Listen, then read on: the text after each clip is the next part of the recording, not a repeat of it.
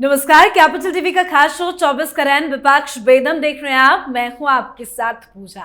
24 के विधानसभा रन के लिए कल ही चुनाव आयोग ने प्रेस कॉन्फ्रेंस करके हरियाणा और जम्मू कश्मीर की तारीखों का ऐलान किया था। चुनाव की तारीखों के आते ही अब विधायकों के इस्तीफों की भी झड़ी लग गई है। हरियाणा की पार्टी जेजेपी के 4 विधायकों ने पार्टी से इस्तीफा दे दिया है। दुष्यंत चौटाला को बड़ा झटका लग गया है और माना जा रहा है कि ये चारों के चारों विधायक जल्द बीजेपी का दामन थाम सकते हैं। तो वहीं 2 बार के एनसी विधायक रखे जुल्फिकार अली ने अमित शाह से मुलाकात की है और उनके भी जल्द ही बीजेपी में शामिल होने की खबर है। और बड़ी खबर तो झारखंड से भी सामने आ रही है कि झारखंड मुक्ति मोर्चा के वरिष्ठ नेता चंपई सोरेन बीजेपी में शामिल हो सकते हैं। तो चुनाव से पहले बड़े बड़े झटके से कैसे विपक्ष हो गया है बेदम, बताएंगे आपको। और चर्चा कांग्रेस के सीएम की बढ़ती मुसीबतों की भी करेंगे, क्योंकि बड़ा एक्शन कांग्रेस के मुख्यमंत्री कर्नाटक सरकार के मुखिया सिद्धारमैया के खिलाफ हुआ है। कर्नाटक के सीएम सिद्धारमैया मैसूर शहरी विकास प्राधिकरण यानी मूडा मामले में पूरी तरह से घिर गए हैं। गवर्नर थावरचंद गहलोत ने सीएम के खिलाफ मुकदमा चलाने की इजाजत दे दी है। अब उनके खिलाफ यानी कि केस चलेगा। तो क्या एक और मुख्यमंत्री की जेल जाने की बारी आ गई है? तो आज इन्हीं सब तमाम मुद्दों पे चर्चा करेंगे। मेरे साथ स्टूडियो में मौजूद हैं कैपिटल टीवी के editor in chief doctor Manish Kumar और एग्जीक्यूटिव एडिटर राजीव जी। सर, आप दोनों का बहुत बहुत स्वागत है। धन्यवाद। पहले हेमंत सोरेन जेल गए, उसके बाद अरविंद केजरीवाल तो जेल में ही है। क्या अगला नंबर अब सिद्धारमैया का है? बिल्कुल नंबर लग ही गया है। अब क्या बचा है? जांच होगी, अंदर जाएंगे। ऐसा काम ही आपने किया है। कांग्रेसियों को मुफ्त का माल निगलने में बड़ा आनंद आता है। बिना उसके उनकी चैन ही नहीं आती, खाना नहीं पचता। क्या है मामला, ये समझिए। पत्नी के नाम पे सड़ी हुई खराब जमीन, जिसका कोई मोल भाव नहीं, सरकार जो है नियम कानून को ताक पर रख करके उसको अधिग्रहित कर लेती है और पॉश इलाके में जमीन का टुकड़ा दे देती है। वही इतना कमाल कमाया है तुम लोगों ने, खरीद लो। सरकारी पैसे का मुफ्त ही खाना है। और सिर्फ इस तरह का एक केस नहीं है, आपने अपने नाक के नीचे सारे नियम कानून को ताक पर रख दिया। और जब थावरचंद गहलोत साहब ने आज कह दिया भाई केस हो, बस हो गया, पर्चा तो कट गया। लेकिन वो कह रहे हैं कि कोर्ट में जाएंगे, चुनौती देंगे। भाई कोर्ट में जाए, आप यूएन में जाए, भाई जांच तो होगी। ऐसा तो नहीं है बयानबाजी कर रहे हैं, हमारे साथ एमएलए हैं, हमारे साथ मंत्री हैं, हमारे साथ पार्टी, तो कार्रवाई नहीं होगी? कार्रवाई होगी। लेकिन दिक्कत उनकी क्या है, जेल से पहले ही खेल हो जाएगा इनके साथ। कारण यह है कि विपक्ष बोल रहा है इस्तीफा दे दो, ये कर दो, वो कर दो, वो सब तो अपनी जगह पे है। उनके इस्तीफे की सबसे ज्यादा किसी को जरूरत है तो वो है डीके शिव कुमार। वो बोल रहे हैं कि इस बूढ़े आदमी का 2.5 साल पूरा होने वाला है, खत्म करो कहानी, इससे पहले कि कांग्रेस पार्टी बर्बाद हो जाए, कांग्रेस की इज्जत जो है वो उस पर बट्टा लग जाए, हमको मुख्यमंत्री बना दो। तो चारों तरफ से वो घिर गए हैं। और मैं बार बार कहता हूं कि ये जो डिवाइन जस्टिस है वो आपका पीछा नहीं छोड़ती, कभी नहीं छोड़ती। आप जो करोगे उसको भोगोगे। आपने मुसलमानों के वोट के लिए जिस जिस तरह के कानून आप लेकर के आए, आपका ये हाल इसलिए हो रहा है कि सत्ता में आने के बाद सबसे पहला डिसीजन आपने यही लिया था कि गौवंश हत्या कर सकते हो, गाय को काटो खाओ, ये फ्रीडम आपने दे दिया। तो ये देखिए तमाम जो चीजें अभी आगे होने वाली है इस उम्र में, वो सो अपने आप में एक मिसाल बनने वाला है। बिल्कुल। तो सर, क्या लगता है आगे क्या होगा? क्योंकि वो बड़ी बड़ी बातें तो कह रहे हैं कि मेरे साथ विधायक है, सभी का साथ है, बीजेपी मुझे फंसाने की कोशिश कर रही है, मैं कोर्ट जाऊंगा, चुनौती दूंगा। लेकिन कैसे ये मामला सिद्धारमैया की गले की फांस बनता जा रहा है? देखिए, ये बड़ी बड़ी बातें जो भी कर लें, विधायक इनके साथ हैं, ये तो पहले ही पता चल चुका है जब 32 विधायकों ने इनको चिट्ठी लिखी थी। एक बार की बात नहीं है, समय आ रहा है। पिछली बार भी सरकार कांग्रेस और जेडीएस की बनी थी। कर्नाटक में चुनाव इन लोगों ने जीते थे, भारतीय जनता पार्टी चूक गई थी। 19 महीना सरकार चली और उसके बाद इन्हीं के विधायकों ने इस्तीफा देकर भारतीय जनता पार्टी ज्वाइन किया। अब 2023 में चुनाव हुए, सरकार इनकी बनी है, बहुमत कितनी बड़ी है उससे फर्क नहीं पड़ता, क्योंकि विधायकों की संख्या जो पिछली बार विधायकों की संख्या थी 20 के आसपास, अब 32 के आसपास हो गई है इस्तीफा देने वालों की। तो इसलिए सरकार तो इनकी गिरनी है, इंटरनल फाइट ऐसी हो रही है। लेकिन ये चुनौती किस बात की देंगे? अगर मैसूरू अर्बन डेवलपमेंट अथॉरिटी की बात करें या इनके जमीन के विवाद की, इनकी पत्नी पार्वती के नाम वो जमीन है, उनको इन्होंने कहा कि मेरे साले यानी कि पार्वती के भाई मल्लिकार्जुन ने उनको जमीन गिफ्ट में दिया था। दिया कब था? 2010 में। म्यूटेशन भी हो गया, लेकिन 2013 के इलेक्शन एफिडेविट में सिद्धारमैया ने इस जमीन का जिक्र ही नहीं किया। पहला मामला तो यही बनता है कि आपने प्रॉपर्टी के दस्तावेज को छिपाए हैं इलेक्शन एफिडेविट में। ये फर्जीवाड़ा का मामला है जिसमें इनकी विधायकी चली जाएगी। दूसरी बात, 2018 में चुनाव हुआ, उस समय इन्होंने इस जमीन का जिक्र किया, यानी 3.16 एकड़ जमीन जो इनकी पत्नी के नाम है उनका जिक्र तो किया, लेकिन केवल 25 लाख रुपया उसका वैल्यू दिखाया। और अगले चुनाव यानी 2023 में इन्होंने कहा कि जो जमीन के बदले जमीन मिली है, यानी 50-50% का रेशियो है। मैसूरू अर्बन डेवलपमेंट अथॉरिटी ने जब जमीन अधिग्रहित किया तो उसके बाद ये रेशियो तय हुआ। हर जगह जमीन अधिग्रहण होता है तो वर्तमान में उस समय तात्कालीन मूल्य के आधार पर उनको 4 गुना, 3 गुना, 5 गुना जितने पैसे देने हैं वो पैसा पे किया जाता है। लेकिन इन लोगों ने क्या किया कि पॉश इलाके में जो कॉलोनी बन रही है उसमें जितनी हमारी अभी जमीन है उस जमीन का 50% जमीन उस जगह पर दिया जाएगा। ये वैल्यूएशन देखिए, आसमान जमीन का अंतर है उस जमीन के वैल्यू और इस जमीन के वैल्यू में, जो कि एक एग्रीकल्चर लैंड है और एक पॉश एरिया जो डेवलप कर रहा है उसमें फ्लैट की कीमत कितनी होती है जमीन की तो छोड़ दीजिए। अब उसके बाद 2023 में इन्होंने कहा कि उस जमीन जो इनको मिली है उसकी कीमत 8 करोड़ रुपए हो गई है। लेकिन अब कैसे इन्होंने पलटी मारा, जब यह विवाद पैदा हुआ तो कह रहे हैं कि मेरी जमीन जो थी वो तो 64 करोड़ रुपए की थी, उसके अनुसार हमें कंपनसेशन दे दो, हम जमीन वापस कर देते हैं। ये 25 लाख 8 करोड़, ये 25 लाख की जमीन 64 करोड़ की हो गई और उसके अनुसार ये कंपनसेशन कितनी मांग रहे हैं?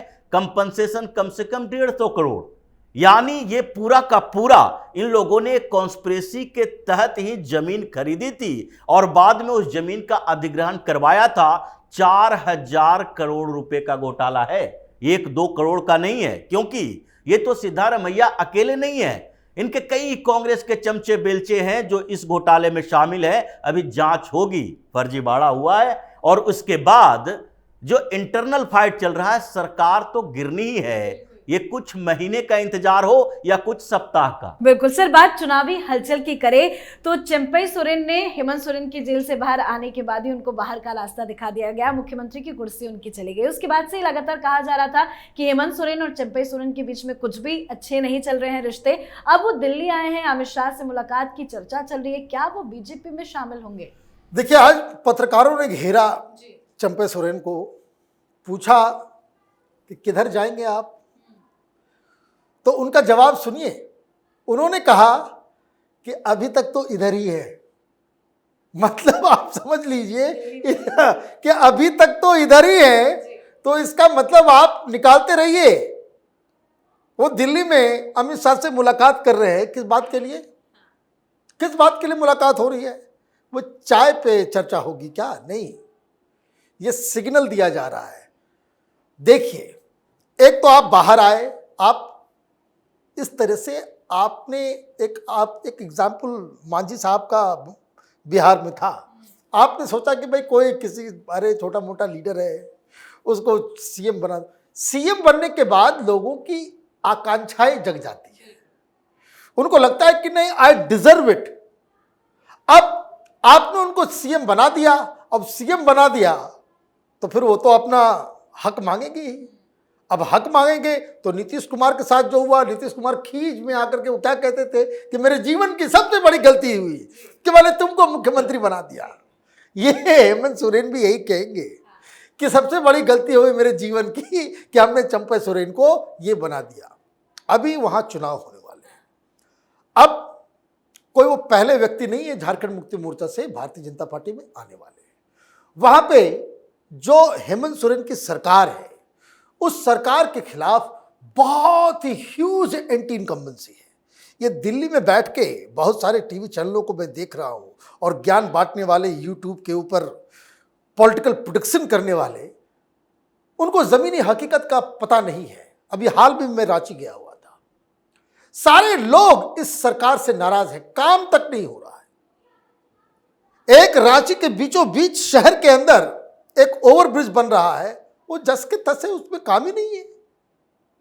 लोग नाराज हैं। लोग ये आजकल सोशल मीडिया ने क्या किया है, टेलीविजन चैनलों ने क्या किया है, उनको मुंबई भी दिखता है, बाकी देश राज्यों में एक्सप्रेस वे भी नजर आता है, किस तरह का डेवलपमेंट हो रहा है, किस तरह के मार्केट्स बन रहे हैं, किस तरह का ऑफिसेस कॉम्प्लेक्सेस बन रहे हैं।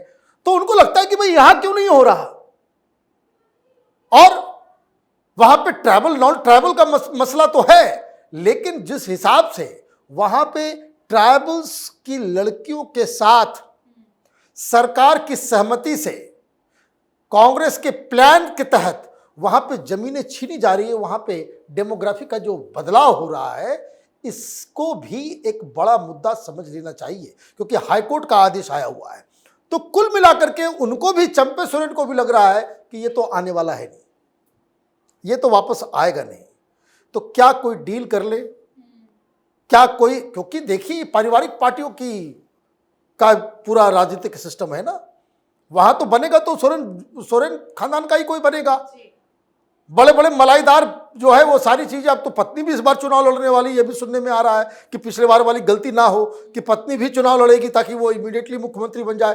तो ये कई सारी चीजें हैं और मुझे लग रहा है कि चंपे सोरेन भारतीय जनता पार्टी में आएंगे, अकेले नहीं आएंगे। और भी कई सारे जो उनके ट्राइबल लीडर्स हैं, जो झारखंड मुक्ति मोर्चा के, उसको साथ लेकर के वो भारतीय जनता पार्टी में आए। बिल्कुल, तो यहाँ पे झारखंड में तो बड़ा झटका विपक्ष को लग ही रहा है, लेकिन हरियाणा और जम्मू कश्मीर दोनों ही जगहों की चुनाव तारीखों का ऐलान हो गया। लेकिन आज धड़ाधड़ एक साथ 4 बड़े बड़े विधायकों का इस्तीफा आ जाता है और खबर है कि ये चारों ही बीजेपी में जा रहे हैं। उधर जुल्फिकार से अमित शाह की मुलाकात चलती है। क्या चल रहा है सर हरियाणा और जम्मू कश्मीर में? देखिए, ये शुरुआत है, अभी तो शुरू हुआ है।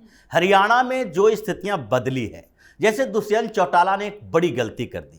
लोकसभा चुनाव के समय इनको लगा कि हमें 2-3 सीटें मिल जाए। अगर भारतीय जनता पार्टी सारी सीटें पहले से जीती हुई है तो आपको जीती हुई सीटों में से हिस्सेदारी कैसे दे सकती है? लेकिन दुष्यंत चौटाला भविष्य नहीं देख रहे थे। ये वैसे ही हैं जैसे सुहलदेव भारतीय समाज पार्टी के नेता। अगर उत्तर प्रदेश में देखें, भारतीय जनता पार्टी के गठबंधन के पहले उनके पास एक भी विधायक नहीं था, विधानसभा में जाने के लायक नहीं थे। भाजपा के साथ गठबंधन किया, कुछ सीटें मिल गई, उसके बाद वो भी छटपटाहट में आ गए, अखिलेश के साथ गए, फिर वापस भारतीय जनता पार्टी के साथ आए। तो इसी तरीके से दुष्यंत चौटाला को देखिए, ये अपने परिवार के खिलाफ एक नई पार्टी बनाए। चौटाला परिवार है और उन्होंने भारतीय जनता पार्टी से जब तक गठबंधन नहीं किया था, इनको कोई पूछ नहीं रहा था। जाटों की राजनीति सारी पार्टियां वहां करती है, कांग्रेस भी करती है, चौटाला परिवार भी करती है, दुष्यंत चौटाला भी करते हैं, यानी कि लोकदल भी और जेजेपी भी और कांग्रेस भी। लेकिन भारतीय जनता पार्टी ने जाटों की राजनीति के अलावा गैर जाट ओबीसी की राजनीति की और इसलिए 2 मुख्यमंत्री गैर जाट ओबीसी का बनाया। अब इनके पास समस्या ये आ गई कि लोकसभा के बाद इन्होंने सरकार से समर्थन वापस लिया और दुष्यंत चौटाला को लगा कि हमारे सारे विधायक हमारे साथ होंगे, सरकार गिरा देंगे। कांग्रेस वाले ने भी समर्थन दिया, लेकिन सरकार गिरी तो नहीं, इनकी पार्टी गिर गई और ये 6 विधायक भारतीय जनता पार्टी के साथ आ गए। उस समय समर्थन दिया, इनके पास कोई उपाय नहीं था। अगर उनको सस्पेंड करते पार्टी से तो ऐसे ही वो विधायक रह जाते, पार्टी से निकाल नहीं सकते थे।